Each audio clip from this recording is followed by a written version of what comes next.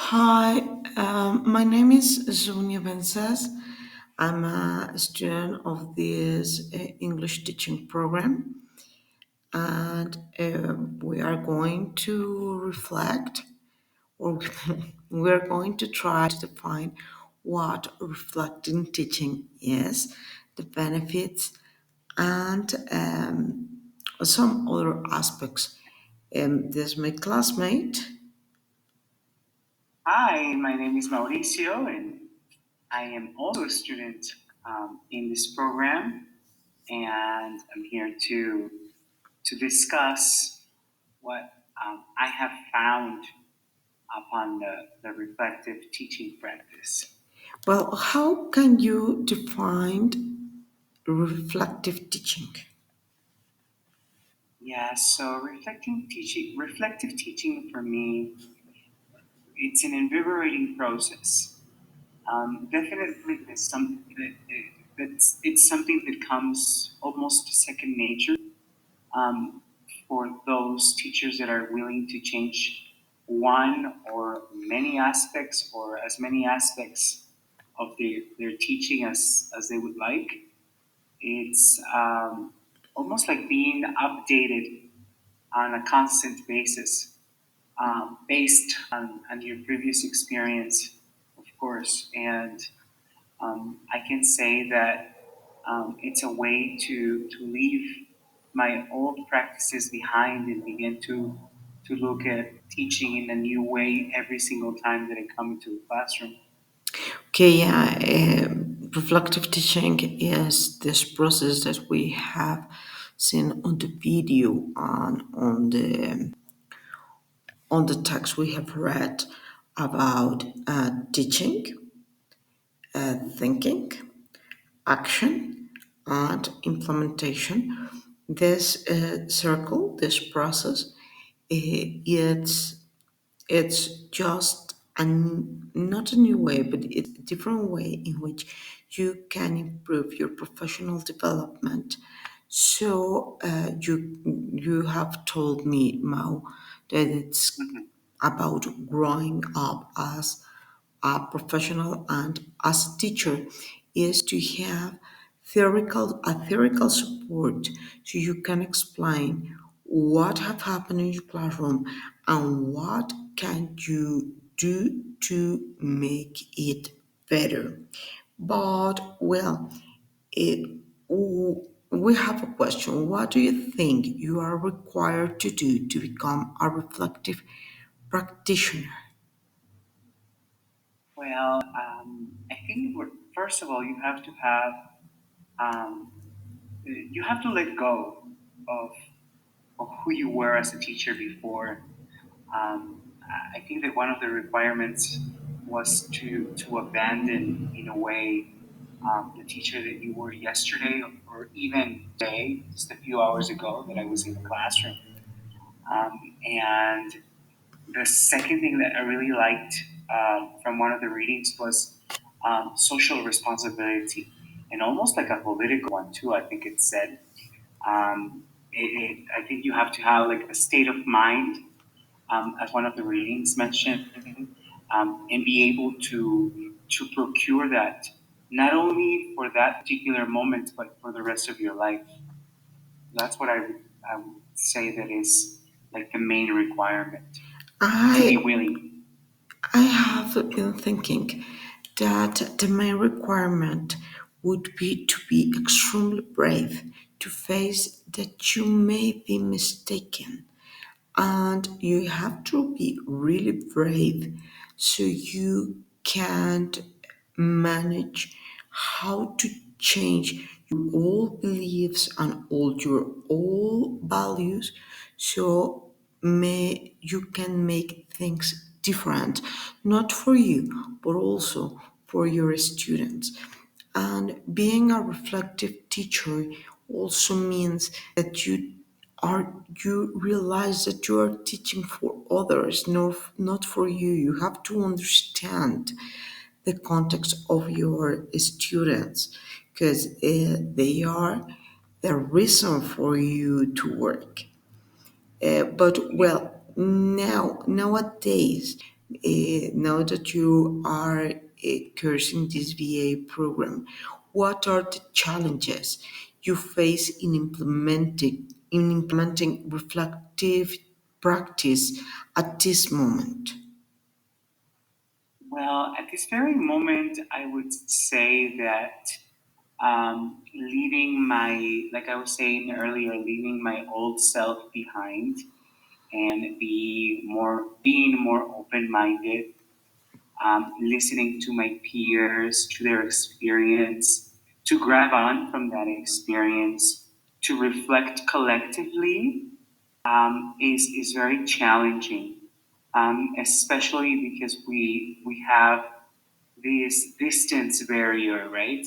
As we're studying this BA, and I used to mention before that it was very very difficult in the beginning for me to let go of my narcissism, to think that I was capable of doing and knowing everything. That was something that I had to let go, and something that was very difficult for me to do because I was so previously based just on my ego, and that's not the teacher that I want to become eventually. I want to be able to share with my colleagues what my findings are about teaching and learning. Yes, you have said something extremely important and that really resonates with me is that you have to work with others. And reflective teaching is not just about you, as it's a really, really complex process in which you need your colleagues because there are things that you may not see or you may not understand and they can help you and we have to understand and we have to come up with the idea that teaching is not a lonely profession. We are always working with others, in this case, with other colleagues. But for me, maybe the greatest challenge is to be extremely organized so I can write down and keep track, a proper track of all the things that have happened in my class, whether they be right or wrong, but things that are important for my practice. So, and be capable to make the links with a theoretical content so I can link both things, praxis and doxa. And now you can't improve your practice. But well, the third question would be about the benefits that a reflective teaching may have on your practice. What do you think, Mao?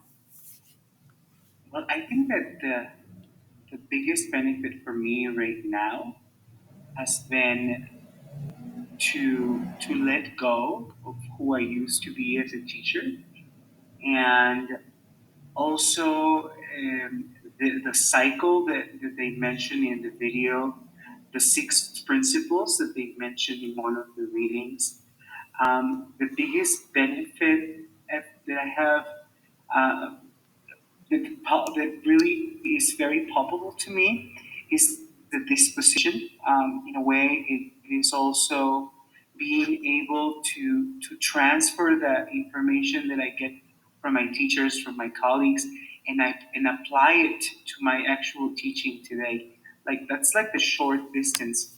I'm pretty sure that in the long distance, I'm going to be able. I feel right now like I am acquiring the skill, and this will become. We were talking about this earlier, that we're going to be able to make it as part of our routine. Do it naturally, or unconsciously, be able to just do it, to just reflect unconsciously. That would be great.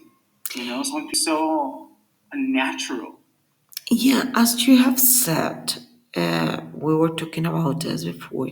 It would be great that this become a second nature to you. But not only do you do work as a team, but I think that the greatest benefit I can find is that now you can link the context of your students, the context of your school, your practice, and a theoretical support, as I have said before, but also that reflective teaching allows us to keep rest with times we're living. Yeah, I mean, this practice called reflective teaching may not just improve our practice, but also to keep up with times with this thing about technology, about how technology is affecting us, how technology is affecting our students, and how we as teachers can use this new technology. For example, just to say a thing, how can we use this technology in the benefit of our students? But well, finally, what would you have to modify in your daily occurrences to implement reflective practice? But I think that I would have to modify, first of all, my state of mind because the attitude that I put into my life, into my work, can be a big factor.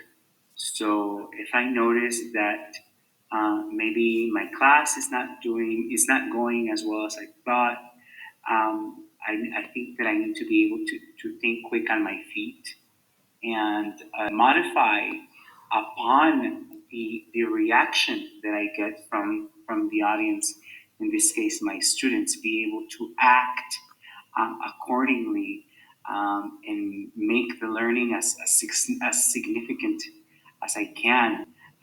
One of the readings mentioned be able to have, cultural structures and control and look at the way that the people who work, because I want to I want to be able to look at my students like professionals one day, right? And so I want to put that in as engaging as possible. I want to be able to bring quality to the classroom.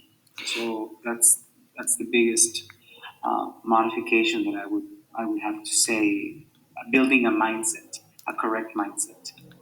Yeah, not to get cold feet.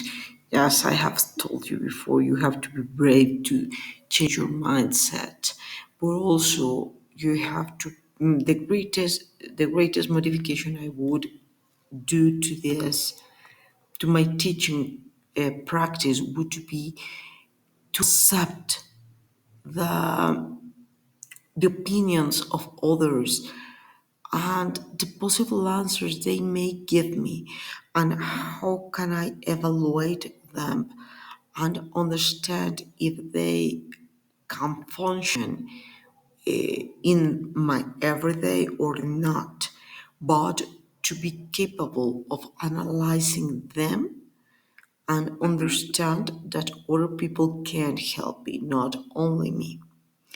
Well, Mao, thank you. We are learning in this way, and I think that this topic is extremely interesting. But let's continue with the subject. So have a good night, dear Mao. You too. Take care. Have a Bye. wonderful